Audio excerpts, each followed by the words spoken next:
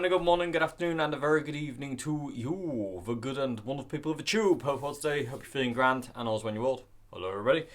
Welcome to the Q&A Sunday. Q&A Sunday 5, I think. I'm going to lose count of this at some point, I swear.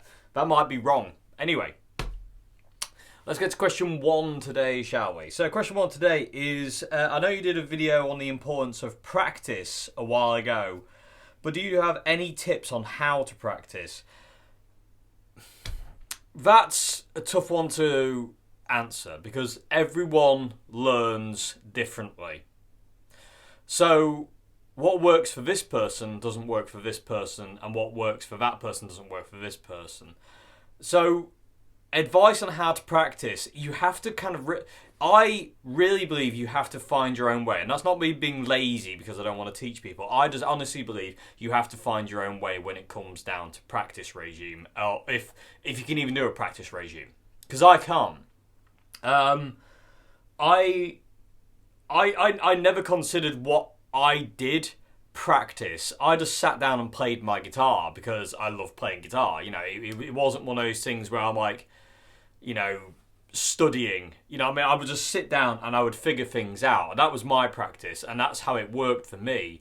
When I went to study music in London in 2007, they tried to get me and everyone else into this regime of hour on theory, hour on transcribing, hour on improvisation, hour on this, hour on that, half an hour on listening, and all that kind of thing. And that just didn't work for me at all.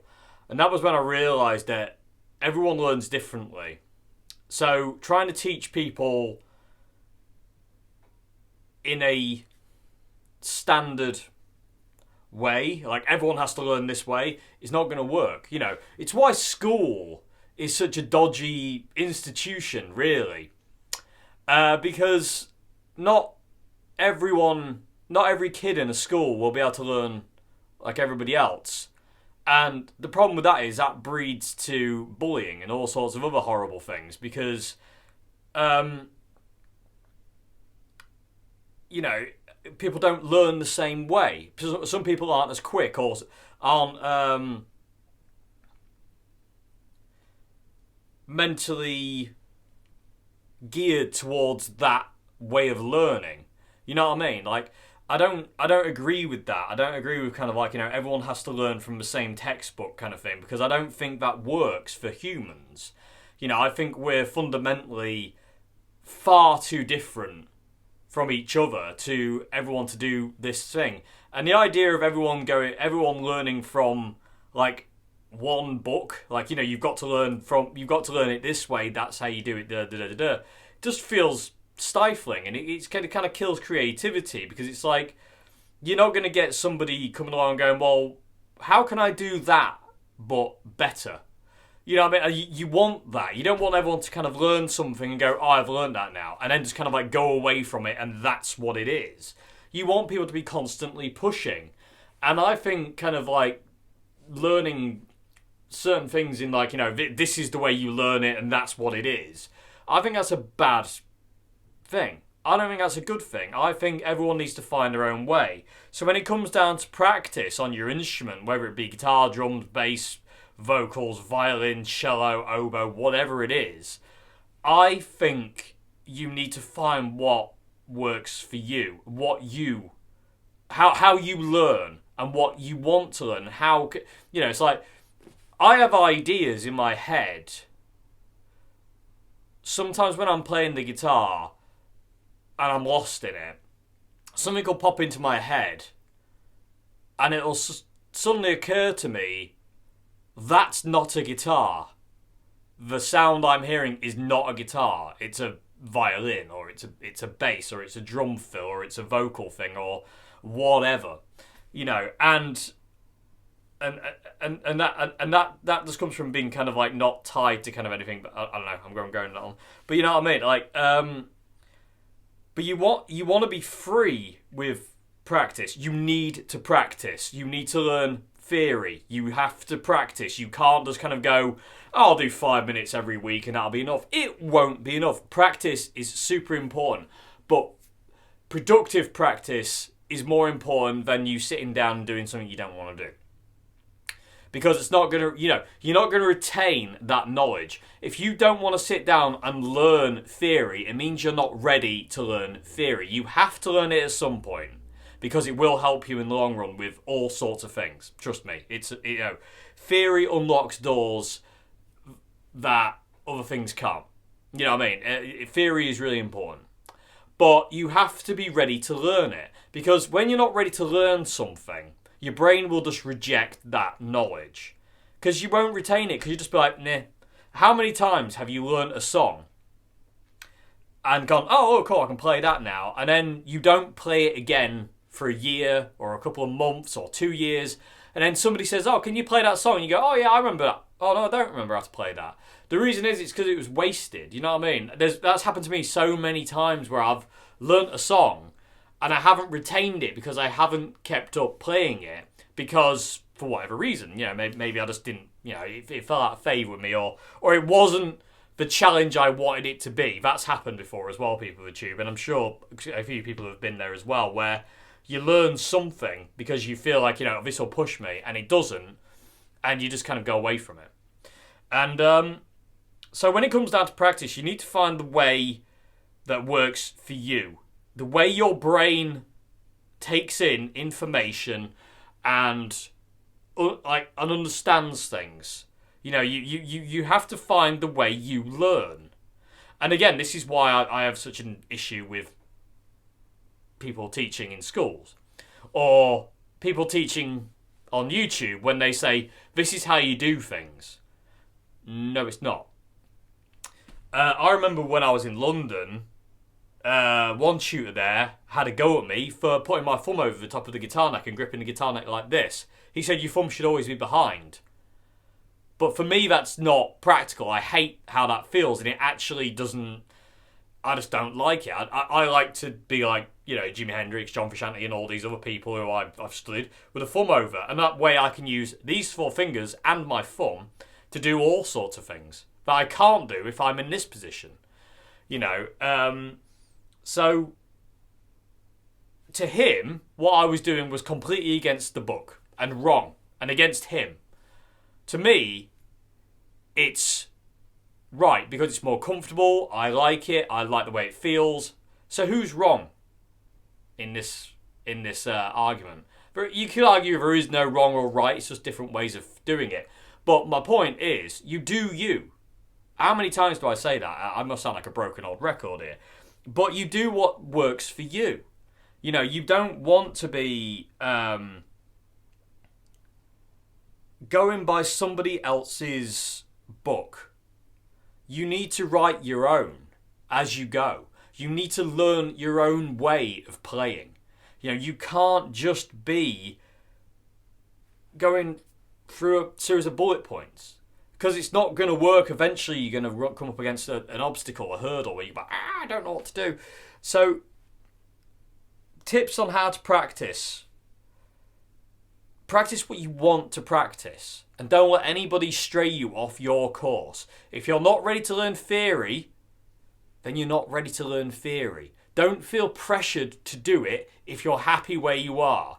Now, if you're not happy where you are and you're like, right, well, I need to learn this, then you have to push yourself. And everyone will get to that point as well where they go, you know what, I don't want to have to learn this, but I'm going to have to because I'm not going to progress. That's when you know it's time. And yeah, that isn't going to be a fun point, but sometimes learning isn't fun. And sometimes it's not meant to be fun. And sometimes you're going to have to figure out things that you don't particularly want to figure out. That's just the way it is, sadly. And there is no shortcuts. I've had this before where people have said, oh, what's shortcuts to learning to play like this and learning to play like that? There isn't any. It's years of practice. I remember somebody had a go at me once. I did a Q&A Wednesday years ago, and this guy had left a very, very nasty comment towards me, having a go at me, saying, how dare you tell people it takes years to get good at an instrument? Because it does. There's some very, very naturally gifted, talented players in the world who just have a God-given ability to play. I know a couple. I've met a couple. I'm not one of them. I've had to work very hard to get where I am. I wasn't gifted as a guitarist straight off the bat. I love guitar and I wanted to play the guitar, and that's why I've got to where I have with the guitar, because I love it. But I wasn't, like, I couldn't pick up a guitar and be naturally good. There's a couple of people I know who are, to name two, my brother and Karina. But they still had to practice, and they still have to practice, and you always have to practice because you always have to keep moving forward. The less you practice, the less you move. The less you study your instrument, the less you move. The less you learn about these things, the less you move. The less you learn about pedals, EQ, how your instrument works. Everything is a learning thing. For instance, give you an idea. You see these. You see, there's one on the Basement here. There's one on the Deluxe. I've got one on my Katanas. I don't have them on my 412s because I don't need it. What this is where to put a microphone. Because these are live amplifiers, I use these amps live, like the Katanas, these things live, and the other amps I've got. This is to not only point a sound guy in the right direction of where to put a microphone, but also me, if I ever want to record these amps. Microphone goes there, Dave. And that L's there. Microphone goes there. And that's because I've spent hours and hours and hours with a microphone, moving it incrementally around the speaker cone and speaker, in the case of the Basement, looking for that part where I go, that's how I want that amp to sound. That's where the sound is on that amplifier. I know where it is on most of my 412 cabs. I don't have to do that. But on the combos, especially Fenders, it's a different place altogether. And I've recently learned that I like to mic my Fender amps massively off center. And again, this is all part of it. Again, I'm 22 years into playing guitar, and I'm still learning about mic placement. I'm still learning that I like it there. Whereas if it was like, for instance, there's a speaker here. Dust cover's about there on the Basement. I know you can't see this very well, but normally, if the dust cover's here, I mic there. That's not some weird euphemism thing, by the way. Let's keep our minds at bay. Do Entendre disease be damned. Anyway, but yeah, if you've got your center speaker there, I always mic off to the right side as you're looking at it of the dust cover on a Marshall or an Orange or a mid-rangey kind of amp. Fenders are different animals, and I've been experimenting for many years now with different Fender amplifiers, Fender Stage, Frontman, the Deluxe, Super Reverb, now the Basement, and also some others as well. Where do I like the microphone on the Fender amp? Because I could, when I mic up the Deluxe, how I would mic up my Marshall or my Orange amps, it sounds like crap to me. I hate the sound of it. And then yesterday, my brain went, Dave, the reason it sounds like crap is you're micing them up like you would mic a Marshall, and they're not a Marshall. And it was that simple. But it's took me years to understand that. You know what I mean? And all of a sudden, yesterday, massively off-centre, it's literally right on the edge of the speaker cone where I put the microphone. There it is. There's the sound that I want out of a Fender amp. They don't sound like a Marshall. I still want it to retain the Fenderness, obviously. But that's where the sound is. And that I suppose you could call that practice, because I was sat in this room yesterday for hours, just moving a mic incrementally, and then recording it, going and listening, and then coming back, moving it again, recording it, going and listen. And then once I had all these different takes lined up, I would play through them all, and I'd be like, that's the one. And I would take notes on where I'd put the microphone, and then eventually you make a little gaffer tape L shape and stick it on, and Bob's your uncle. And then you go back and check it again a couple of times because you want to make sure that is the place. And yeah, that, and again, just experimentation, but it is still practice and you're learning. So for instance, like if I turn up to a gig now and the backline is supplied and there's a Fender Deluxe, which, you know, the Fender Deluxe, there's always a Deluxe at a backline gig, and I've got to plug into it. I know how to set up a Deluxe because I've played through loads of them. Not just the Tone Master, like the full valve ones as well. But also, I know where I want the microphone to be on that speaker of that amp for it to sound like me. Because dialing in your pedals into an amplifier is only a bit of the equation when you're playing live or you're recording. The other part of the equation is where you want to put that microphone. Because the microphone only sees that part of the speaker. Our ears hear the room, they hear the whole amp, they hear everything. The microphone focuses in on that one little area. And that's where I want. That's the sound right there. So now I know where that is. And again, that comes. It didn't feel like practice mic placement for hours. I mean, it must have been maybe about 5-6 hours. I was doing it yesterday, if not more. But it doesn't feel like practice. But I've learned. So that is practice. I've practiced where I want mic placement. Also, all kind of angles and stuff like that. And I've learned. So you could technically call that practice, I suppose. It's learning and practicing mic placement. Same with the guitar and songwriting. Sitting down and just kind of messing around with the guitar and just trying to find different things and this, that, and the other. It's that. But practicing is literally it's just solely subjective down to what works for you. You have to find what works for you at the end of the day. It's all well and good kind of somebody saying this, do this, and this, and you'll be away. You might not be. So my tips on practice were really important. You need to do it. And you need to do it as much as you can. You know what I mean? I don't go a day without picking up a guitar and trying to figure something else out. You know what I mean? Mainly these days, I don't normally sit down now and practice technique or scales or anything like that anymore. Unless I'm just kind of like, I'm warming up or I just feel like noodling, which is very rare in this day and age. What I do now is I sit down and I just play around and see if there's any songs that come out of the guitar today. Any chord progressions. And if I do, I record them onto my phone or I'll write them down. And then I've got that to go on when I get into the mood to write songs again. You know what I mean? So that's what you do. But again, it's all about what works for you. You have to find out that, and that's something you have to find out yourself. That's not something that like people can. I don't think that's something they can teach. I think that's totally down to us as individuals to do that. If that makes any sense. Anyway, I'm going to move on because I could talk about that for hours and hours and hours, and I've just realised I've been waffling for nearly 20 minutes. That's insane. So anyway, hope that's answered somewhat of your question. I could talk about that for hours, but yeah, I hope that makes some kind of sense. You know what I mean? And I hope there's something in there you can kind of take away from that. Okay, so going to move on to question 2 now. So question 2, do you have any movie recommendations? Depends what you're into, because at the end of the day, that's hard to say, isn't it? I'm a big horror movie nerd. I love horror movie films. It's kind of like, they're my... I don't know. I've always liked horror movies.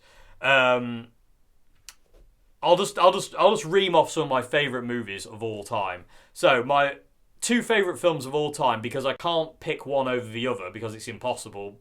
I did for a while, but then I realised I'm doing that one a disservice. Is Aliens, second one, and The Thing, which I can't say properly because I can't pronounce TH. So it's Thing with an F for me. I just can't pronounce TH. Again, there's another thing, practice that, try doing that. You can't, not possible. Anyway, those are my 2 favourite films of all time. If I had to watch 2 films for the rest of my life, it'd be those 2. The atmosphere of The Thing and the way it is, the paranoia of it is absolutely amazing, and Aliens is just like insanely amazing. I love it. Some other really, really cool films to watch are... There's an amazing Spanish film, series of films, apart from the third one, which is CAC, but they're called REC, R-E-C, like record. And I think they're actually called record, but I always just go by it just says on the box REC, so REC. And they're fantastic films. If you like suspense, the kind of horror films, they're amazing. Outside of horror films, there's films like 1917, fantastic film, Last of the Mohicans, Last Samurai, 13 Assassins, Arrival,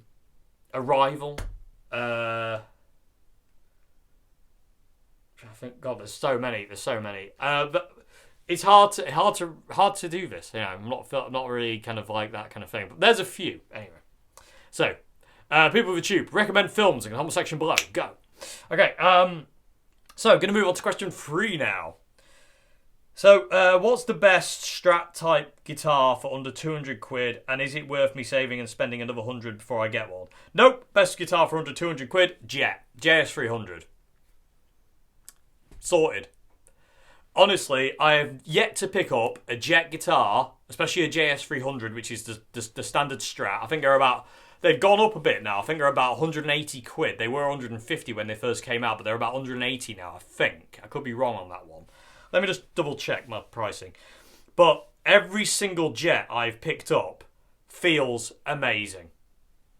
It really is unreal.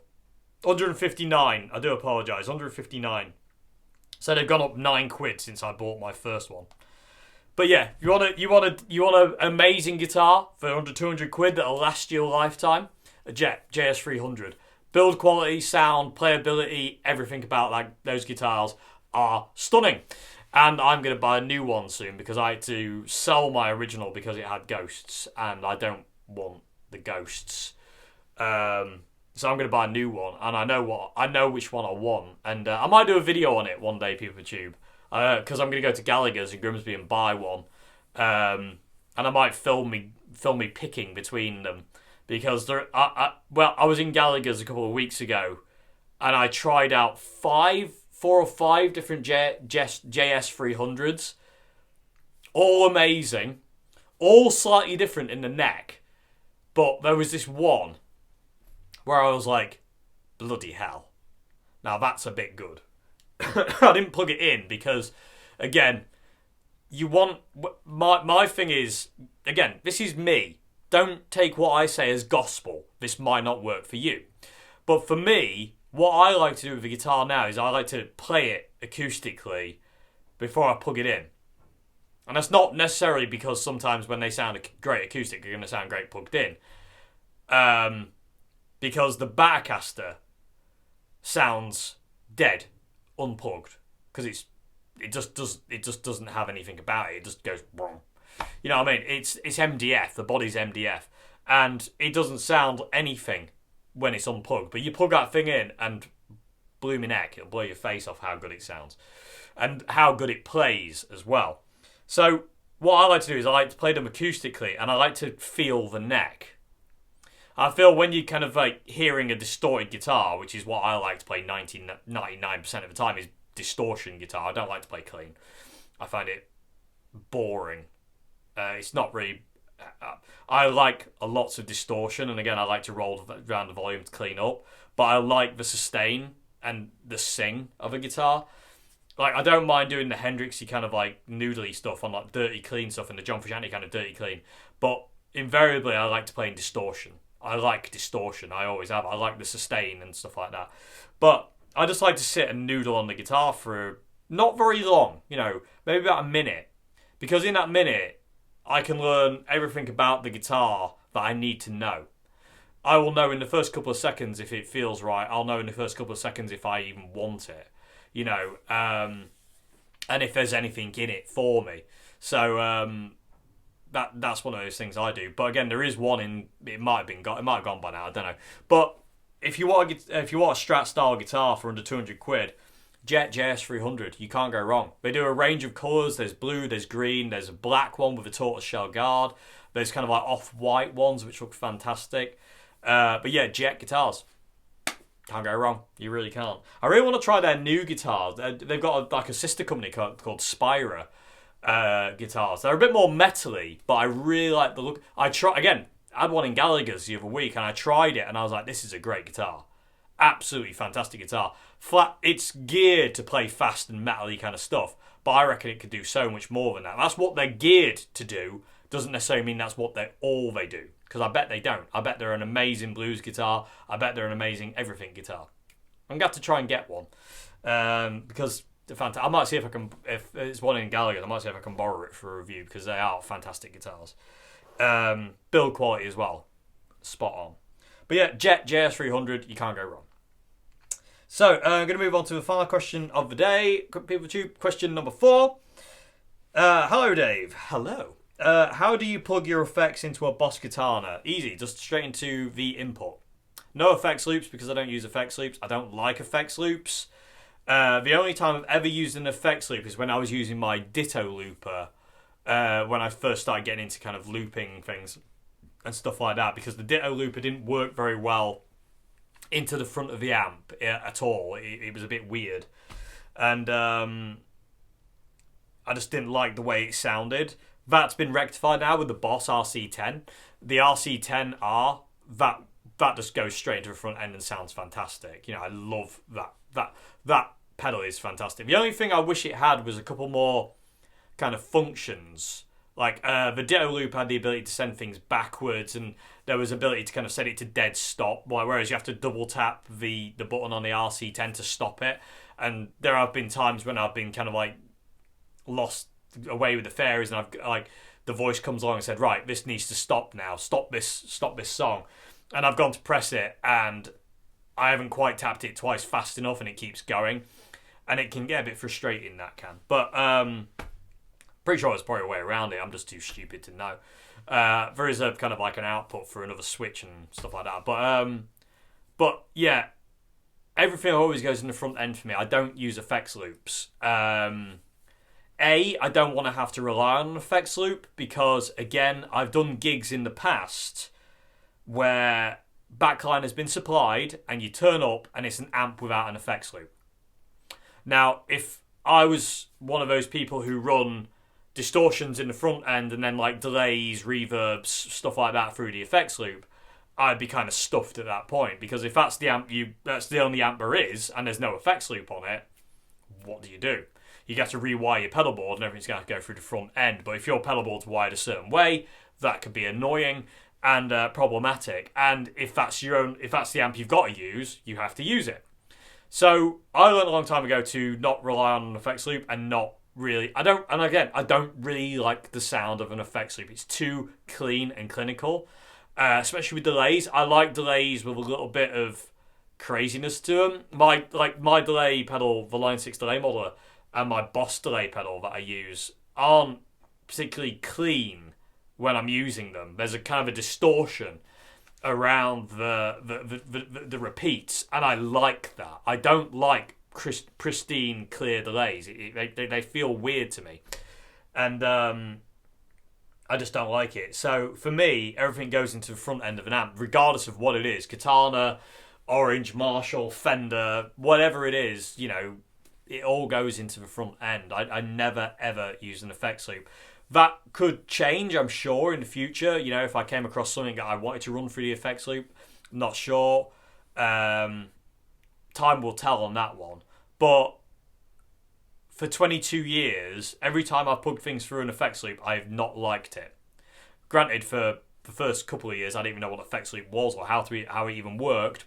But I've never liked effects loops and the way they sound. I understand their purpose and I get why people use them.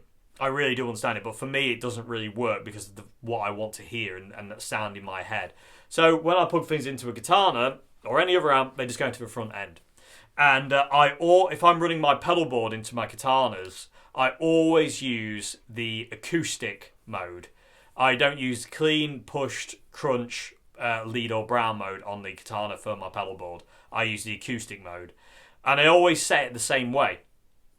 And that's the weirdest thing I've found, is like over generation 1, 2 and 3 of the base of the Boss Katana, I have never changed my EQ setting for my pedal board, and it's always sounded, it just keeps sounding better. My Mark 1, which I still use for gigging, I'm actually using it for a gig yesterday.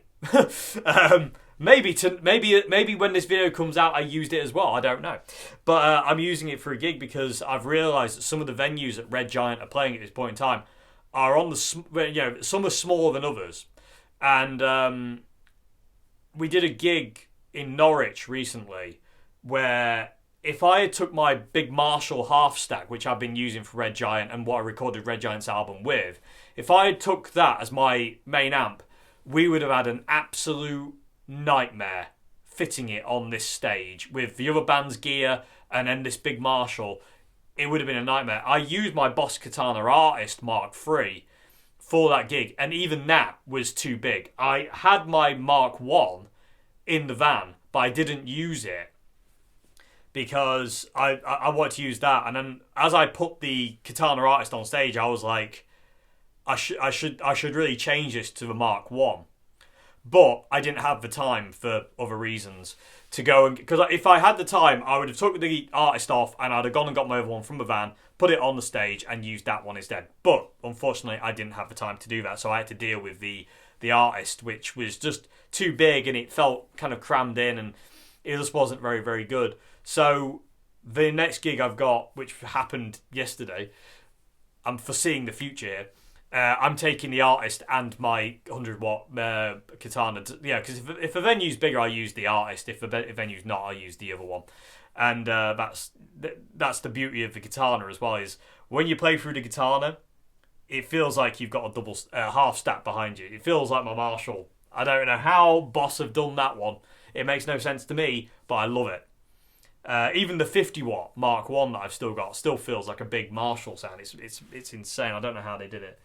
But yeah, like I said, I've always used the same EQ, which is, again, acoustic mode, volume and gain. Gain and volume all the way up on 10. Treble is at 11 o'clock. Mids are at 12 o'clock. No bass. Presence is at 11 o'clock. Reverb is at 9 o'clock. Done. That's it. That's my setting, and it works every time. In any katana I've ever plugged into, that is the setting I use, and it always works. And they really are the amp to end all amps, Boss Katanas. They're insane. They're just outrageous. They really are. It absolutely blew my mind. But yeah, that's how I plug my effects into a Boss Katana. Pretty simple. Everything goes in the front end. Another reason as well is I don't want to have multiple leads. I want one lead going from my amp to my pedal board, and then, a lead from my pedal board to my guitar. If not, I'll be using my wireless, which I love using. Wireless has been a bit of a godsend to me, because when you're on a small stage, having a lead from your guitar to your pedal board can sometimes be a bit of a death trap, I find. Especially if you move around a lot, which I sometimes like to do. It can get all taffled up and smot raffled, and there's a couple of times I've nearly gone over on my lead. And then when I went to wireless, which was Boss and Karina's fault, I'm not complaining, but Boss sent me this kind of wireless dongle thing, and then I tried Karina's Shure wireless, and I was just like, this is fantastic. That kind of fear of having a lead trailing to my right side or getting in the way kind of went away, and I love that feeling. It feels so much more free. And I've got to say, people with Tube, I've done a video on this actually that'll come out at some point where on the Shure wireless, if there's much of a difference, it's barely audible in sound of the Shure wireless. I won't say too much because I've done a video on it, so I don't want to spoil that video, but I think it sounds great.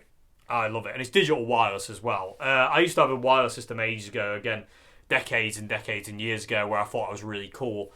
And then years after that, I realised I'll never, ever be cool. And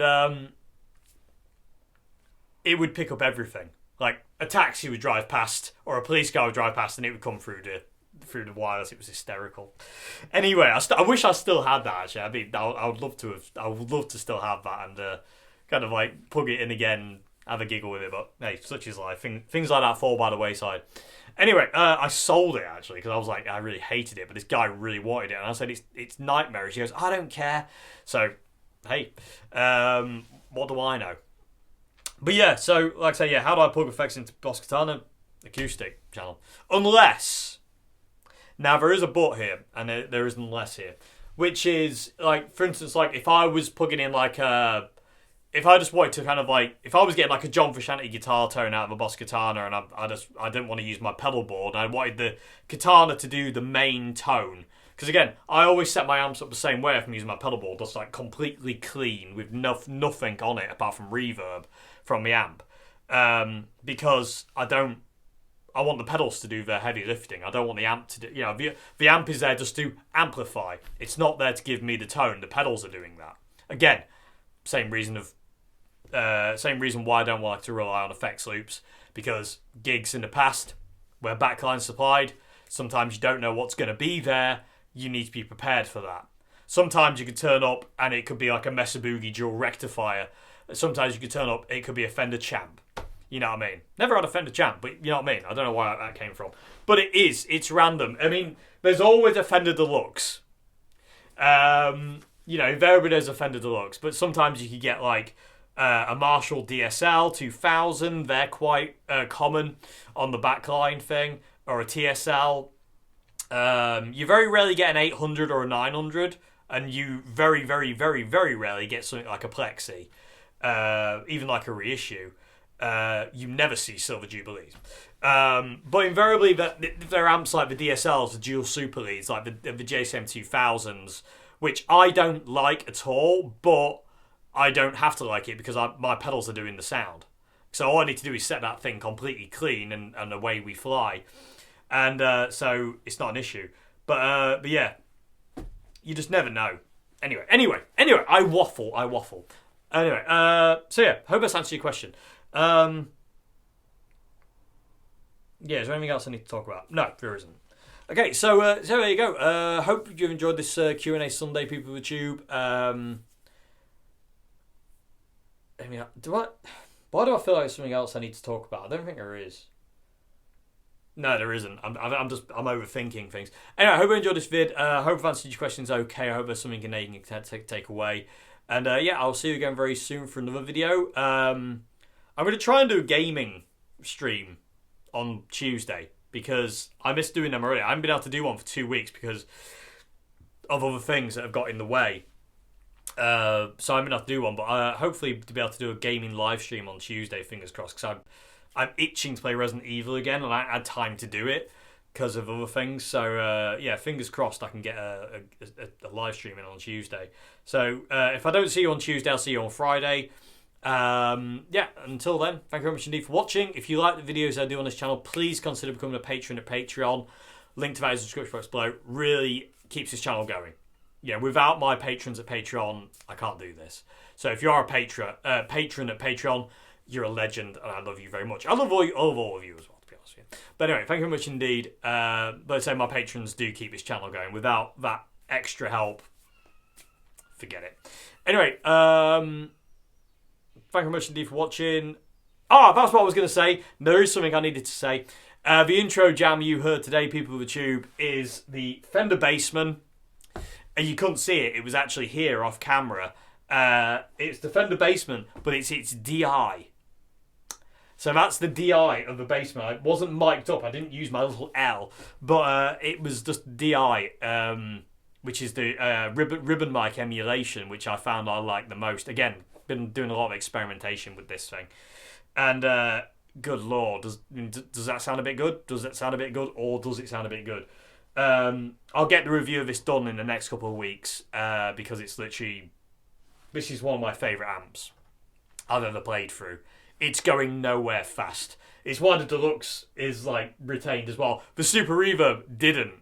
The Super Reverb didn't stay because I just didn't get on with that at all, as much as I love this and this. And I don't know out of these two now which one I love the most. Painful. Good position to be in, wouldn't you say? Anyway, but yeah, that's the DI of the Boss, the Bassman. Sorry, you don't need to mic the thing. Absolutely outrageous. Anyway, thank you very much for watching. I'll see you again very soon. Have a great morning, afternoon, good evening. Goodbye now.